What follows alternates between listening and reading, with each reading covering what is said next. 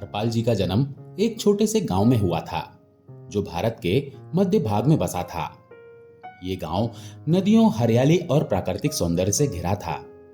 गांव के मध्य में एक प्राचीन राधा कृष्ण मंदिर था जो गांव की आत्मा था। हरपाल जी के परिवार का इस मंदिर से गहरा नाता था। उनके दादा परदादा वैष्णव संतों की सेवा में अपना जीवन समर्पित करते थे और यही परंपरा हरपाल जी को विरासत में मिली। हरपाल जी के पिता श्री रामदास जी एक साधारण किसान थे, पर उनकी भक्ति असाधारण थी। वो सुबह शाम मंदिर में भजन गाते और संतों की सेवा में तत्पर रहते। हरपाल जी की मां सावित्री देवी भी एक भक्तिमय महिला थीं। वो घर में ठाकुर जी की पूजा करती और बच्चों को भगवान की कथाएं सुनाती। हरपाल जी का बचपन इन कथाओं और भजनों के बीच बीता। हरपाल जी बचपन से ही मंदिर के प्रति आकर्षित थे। जब वो केवल 5 वर्ष के थे तब वो अपने पिता के साथ मंदिर जाया करते। वहां वो घंटों भगवान की मूर्ति के सामने बैठकर उनके दर्शन करते। उनकी मासूम आंखों में ठाकुर जी के प्रति एक अनोखा प्रेम झलकता था। गांव के पुजारी गोविंद महाराज हरपाल जी की भक्ति को देखकर कहते, ये बालक कोई साधारण आत्मा नहीं है, इसके हृदय में ठाकुर जी का वास है। हरपाल जी की शिक्षा गांव के एक छोटे से विद्यालय में हुई। वो पढ़ाई में औसत थे पर भक्ति में अव्वल। विद्यालय के बाद वो मंदिर में समय बिताते, जहां वो भजन गाते और संतों की कथाएं सुनते। उनकी आवाज इतनी मधुर थी कि गांव के लोग उनके भजन सुनने के लिए मंदिर में एकत्र हो जाते। हरपाल जी का पसंदीदा भजन था, कृष्ण गोविंद गोविंद गोपाल नंदलाल, मेरे हृदय में बसते मेरे प्रभु कमल माल। ये भजन जब वो गाते तो मंदिर का वातावरण भक्ति रस से सराबोर हो जाता। लोग कहते, हरपाल के भजन में ठाकुर जी स्वयं उतर आते हैं। जैसे जैसे हरपाल जी बड़े हुए उनकी भक्ति और गहरी होती गई। वो अब केवल भजन ही नहीं गाते थे बल्कि ठाकुर जी की साधना भी करते थे। वो सुबह जल्दी उठकर स्नान करते, फिर घर में ठाकुर जी की पूजा करते। इसके बाद वो मंदिर जाकर भगवान की सेवा में लग जाते। वो मंदिर की साफ सफाई करते, फूलों की माला बनाते और भगवान को भोग अर्पित करते। हरपाल जी का दिन भक्ति में डूबा रहता। दोपहर में वो गांव के बुजुर्गों और संतों के पास बैठकर उनकी कथाएं सुनते। वो भागवत गीता, भागवत पुराण और रामचरितमानस के श्लोकों को कंठस्थ करते। उनकी स्मृति इतनी तीव्र थी कि वो एक बार सुना हुआ श्लोक कभी नहीं भूलते थे। हरपाल जी की भक्ति केवल व्यक्तिगत नहीं थी, वो सामाजिक भी थी। वो गांव में वैष्णव संतों की सेवा में तत्पर रहते। जब कोई संत गांव में आता, हरपाल जी उनके लिए भोजन, वस्त्र और विश्राम की व्यवस्था करते। वो संतों के चरण धोते और उनके आशीर्वाद ग्रहण करते। संत लोग हरपाल जी की सेवा से इतने प्रसन्न होते कि कहते, हरपाल, तुम ठाकुर जी के प्रिय भक्त हो, तुम्हारा जीवन सदा भक्ति के मार्ग पर अग्रसर रहे। हरपाल जी की उम्र अब 25 वर्ष हो चुकी थी। गांव में ये उम्र विवाह के लिए उपयुक्त मानी जाती थी। हरपाल जी के माता पिता और रिश्तेदार इस बात से चिंतित थे कि वो अब तक अविवाहित थे। कई बार उनके लिए सुंदर और गुणवती कन्याओं के प्रस्ताव आए, पर हरपाल जी हर बार मना कर देते। उनके पिता रामदास जी एक दिन उनसे बोले, हरपाल, तुम्हारी मां और मैं तुम्हारे विवाह के लिए चिंतित हैं। तुम अब जवान हो, गृहस्थ आश्रम में प्रवेश करना धर्म का हिस्सा है। तुम इतने गुणी हो, फिर विवाह से क्यों बच रहे हो? हरपाल जी ने शांत स्वर में उत्तर दिया, पिताजी, मैं विवाह से नहीं बच रहा, पर मेरी एक शर्त है।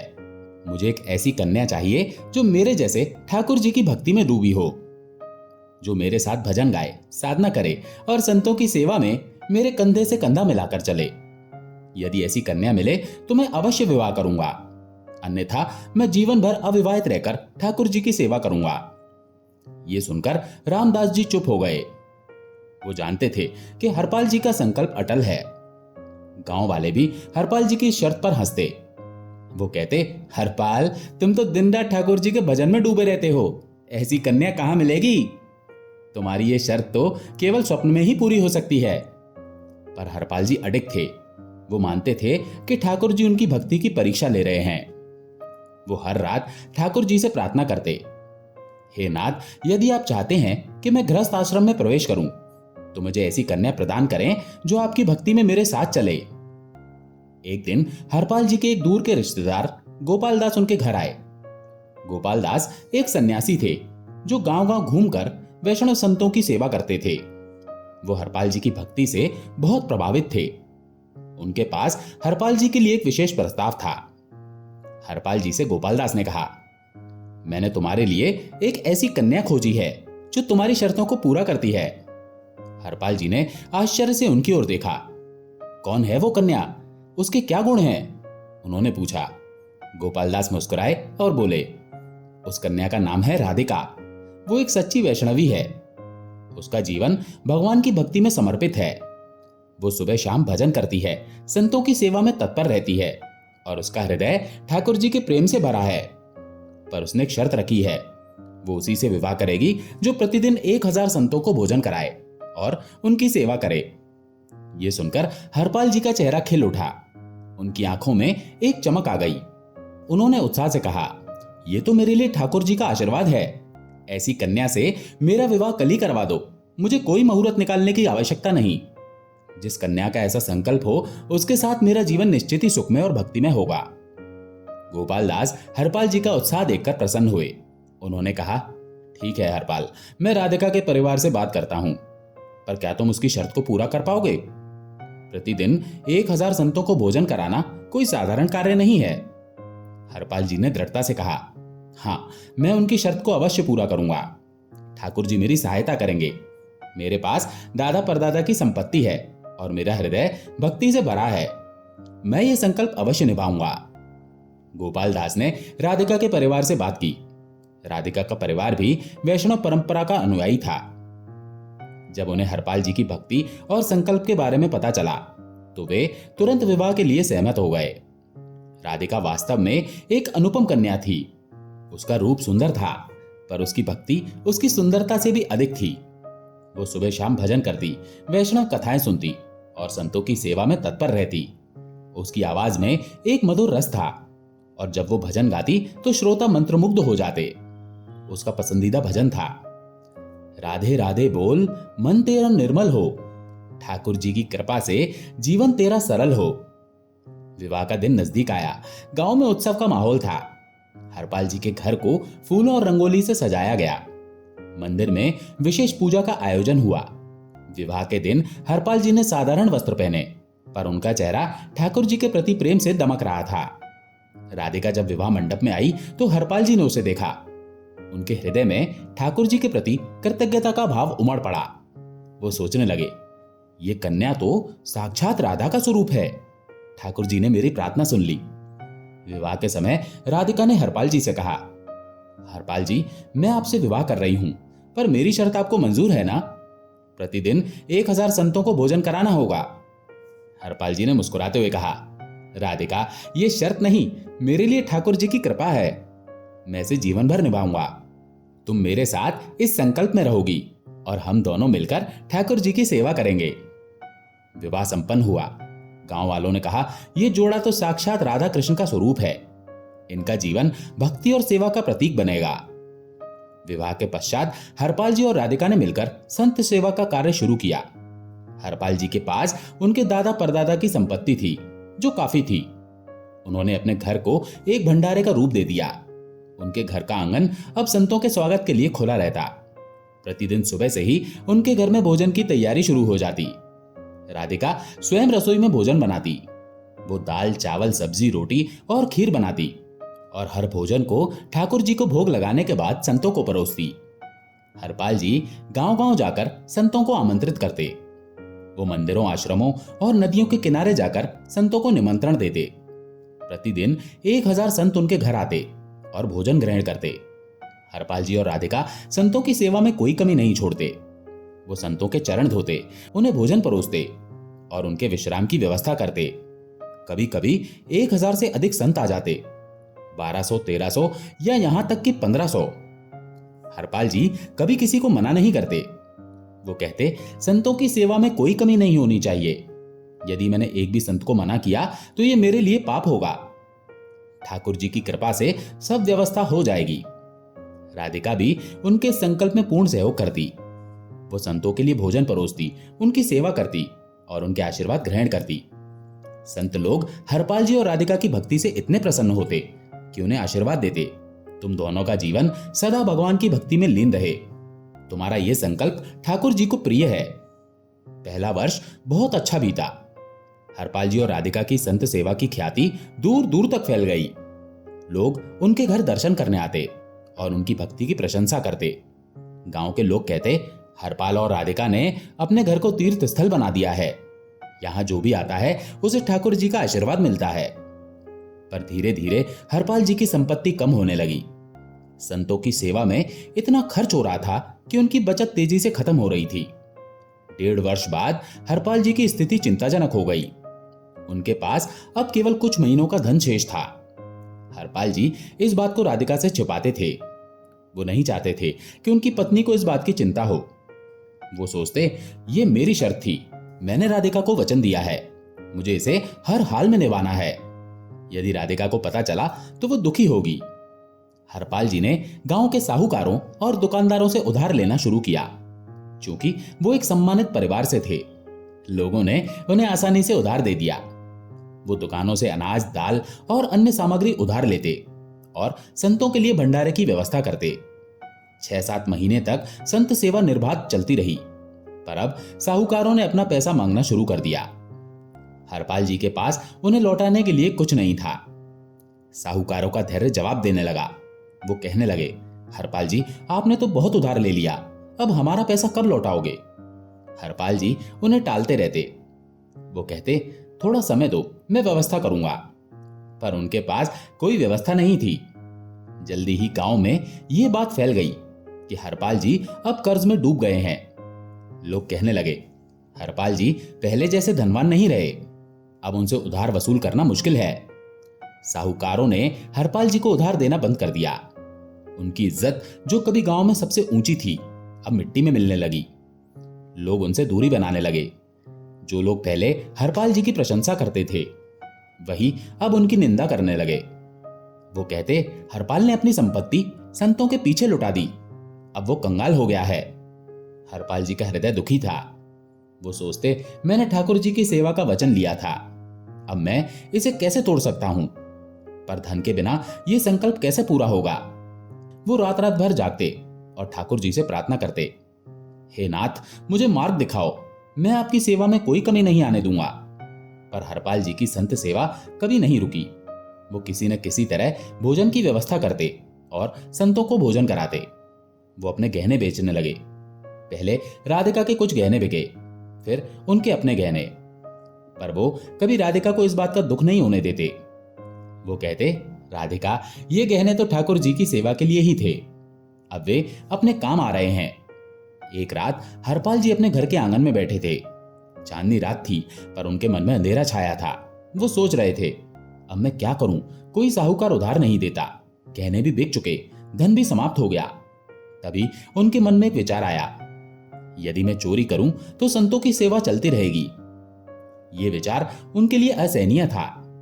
वो एक भक्त थे जिन्होंने कभी गलत कार्य नहीं किया। चोरी का विचार उनके लिए पाप से कम नहीं था।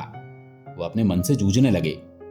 हरपाल जी ने ठाकुर जी की मूर्ति की ओर देखा और कहा, हे नाथ, मैं ये पाप केवल आपकी सेवा के लिए कर रहा हूं। यदि वो गलत है तो मुझे क्षमा करना, पर मैं आपके संतों को भूखा नहीं छोड़ सकता। हरपाल जी ने चोरी का मार्ग अपनाया, पर वो सामान्य चोर नहीं थे। वो केवल धनवान लोगों के घरों में जाते और उनकी रसोई से सामग्री चुराते। दाल, चावल, लाटा, चीनी, नमक, मिर्च वो केवल उतना ही लेते जितना संतों के भोजन के लिए आवश्यक हो। वो कभी स्वर्ण या धन नहीं चुराते थे, क्योंकि उनका उद्देश्य केवल सेवा था, स्वार्थ नहीं। हरपाल जी रात के अंधेरे में चोरी करने जाते। वो सावधानी से घरों में प्रवेश करते और रसोई से सामग्री चुराकर चुपके से निकल जाते। वो कभी किसी को नुकसान नहीं पहुंचाते। उनकी चोरी इतनी सावधानी से होती कि घर वाले सुबह तक कुछ जान नहीं पाते। हरपाल जी की चोरी गांव में चर्चा का विषय बन गई। लोग आश्चर्य करते, ये कैसा चोर है? वो धन नहीं चुराता, केवल रसोई का सामान ले जाता है। गांव वालों ने अपने घरों में पहरेदारी बढ़ा दी। लोग रात में जागकर अपने घरों की रखवाली करने लगे। हरपाल जी के लिए चोरी करना अब और कठिन हो गया। वो रात रात भर जागते, सोचते कि अगले दिन का भंडारा कैसे होगा। धीरे धीरे हरपाल जी की स्थिति और बिगड़ गई। अब वो उन लोगों के घरों में चोरी करने लगे जो कभी संत सेवा नहीं करते थे। वो सोचते इन लोगों का धन संतों की सेवा में लगेगा तो इन्हें पुण्य मिलेगा। हरपाल जी अब कभी कभी स्वर्ण या आभूषण भी चुराने लगे, पर वो इसे अपने लिए नहीं रखते। वो उसे बेचकर संतों के लिए भोजन की व्यवस्था करते। वो बाजार में गहने बेचते और उस धन से अनाज, दाल और अन्य सामग्री खरीदते। गांव में हल्ला होने लगा। लोग कहने लगे, ये चोर अब गहने भी चुराने लगा है, हमें इसे पकड़ना होगा। गांव के चौकीदार और साहूकार मिलकर हरपाल जी को पकड़ने की योजना बनाने लगे, पर हरपाल जी इतने चतुर थे कि वो कभी पकड़े नहीं गए। हरपाल जी की ये दशा देखकर ठाकुर जी का हृदय पिघल गया। वो सोचने लगे, मेरा भक्त मेरे लिए चोरी कर रहा है। उसने अपना सब कुछ संतों की सेवा में लुटा दिया। अब मुझे उसके लिए कुछ करना होगा। ठाकुर जी ने एक सेठ का रूप धारण किया। उन्होंने स्वर्ण की पगड़ी पहनी, गले में सोने की मालाएं डाली, हाथों में अंगूठियां पहनी और सोने की जूतियां पहनकर तैयार हुए। उनके साथ एक सोने का बैग था जो छम छम बज रहा था। रुक्मणी जी ने पूछा, आप कहां जा रहे हो? ठाकुर जी मुस्कुराए और बोले, अपने भक्त हरपाल से मिलने जा रहा हूं। वो मेरे लिए सब कुछ लुटा चुका है, अब मुझे उसकी सहायता करनी है। रुक्मणी जी ने कहा, मैं भी चलूंगी। ठाकुर जी ने हंसकर कहा, ठीक है, पर सावधान रहना, हरपाल बड़ा चतुर है, वो हमें पहचान सकता है। हरपाल जी अब इतने हताश हो चुके थे कि उन्होंने एक नया मार्ग अपनाया। वो गांव के बाहर एक जंगल के रास्ते पर बैठने लगे। वो सोचते, कोई धनवान यहां से गुजरेगा तो मैं उसे लूट लूंगा, उस धन से संतों की सेवा करूंगा। एक दिन जब हरपाल जी जंगल के रास्ते पर बैठे थे, तभी ठाकुर जी सेठ के रूप में और रुक्मणी जी सेठानी के रूप में वहां से गुजरने लगे। उनके गहनों की चमक और छमछम की आवाज से जंगल गूंज उठा। हरपाल जी उन्होंने देखा और सोचा, ये तो कम से कम 10 वर्षों का भंडारा चलाने की व्यवस्था है। यदि मैंने लूट लूं तो मुझे फिर कभी चोरी नहीं करनी पड़ेगी। हरपाल जी ने सेठ को प्रणाम किया और कहा, जय श्री कृष्ण सेठ जी।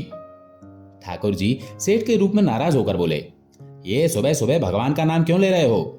हमने सुना है इस गांव में एक चोर है जो चोरी करता है और कहता है कि वो संतों की सेवा करता है। उसका नाम हरपाल है।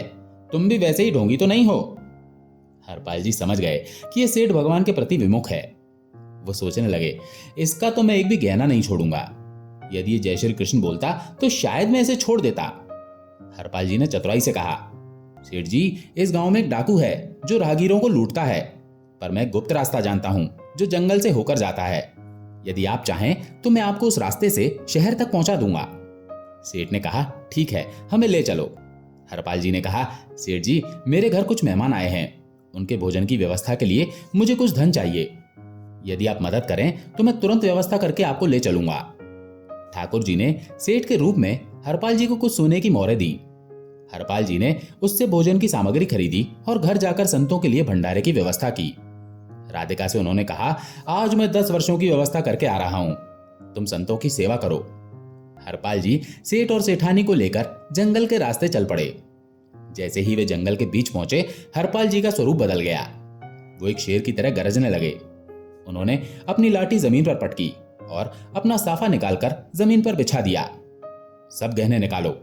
हरपाल जी ने गर्जना की, मैं वही हरपाल हूं, एक भी चीज नहीं छोड़ना, नहीं तो तुम्हारा अंत कर दूंगा। ठाकुर जी सेठ के रूप में थरथर कांपने लगे। रुक्मणी जी ने मन ही मन हंसते हुए कहा, नाथ, आप रावण और कुंभकर्ण से नहीं डरे और इस हरपाल से कांप रहे हैं। ठाकुर जी ने मन ही मन कहा, रुक्मणी, ये मेरा भक्त है, इसने मेरे लिए सब कुछ लुटा दिया, इसके सामने कांपने में कोई शर्म नहीं। सेठ और सेठानी ने अपने सारे गहने उतारकर साफे पर रख दिए।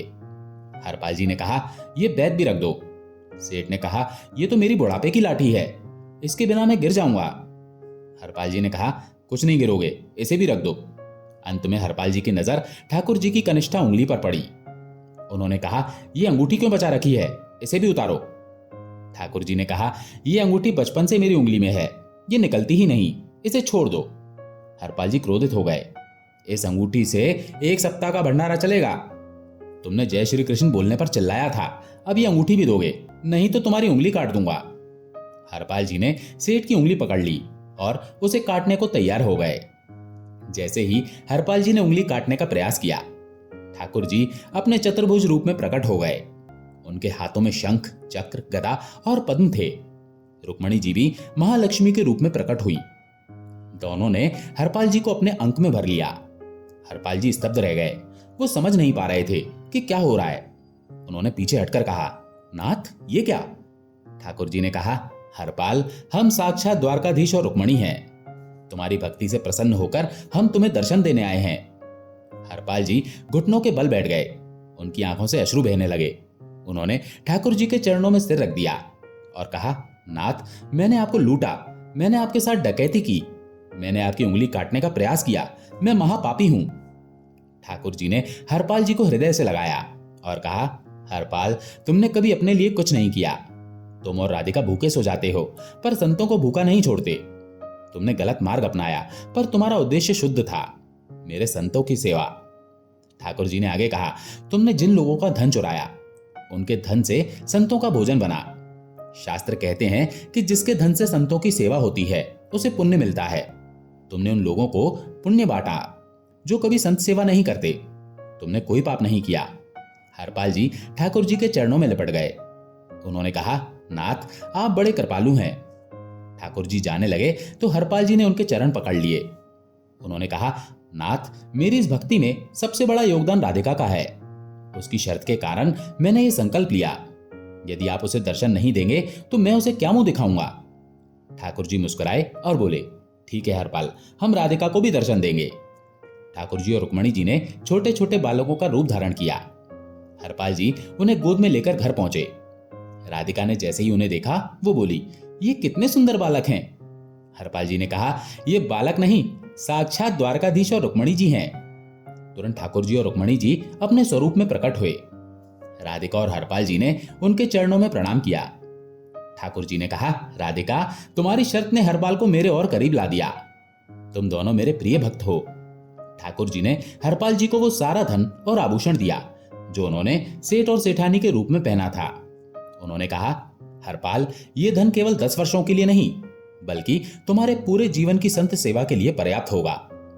अब तुम्हें कभी चोरी या मांगना नहीं पड़ेगा। हरपाल जी और राधिका ने ठाकुर जी का आभार माना। ठाकुर जी और रुक्मणी जी अंतर ध्यान हो गए। हरपाल जी और राधिका ने अपने शेष जीवन में संत सेवा को और भी उत्साह से किया। उनकी ख्याति दूर दूर तक फैली। लोग उनके दर्शन के लिए आने लगे। हरपाल जी और राधिका का जीवन भक्ति और सेवा का प्रतीक बन गया। दोस्तों, आशा है ये कहानी आपको पसंद आई होगी। अगर पसंद आई हो तो वीडियो को लाइक करके कमेंट में जय श्री कृष्णा जरूर लिखें। चैनल पर अगर पहली बार आए हैं तो चैनल को सब्सक्राइब जरूर करें। जय श्री कृष्णा।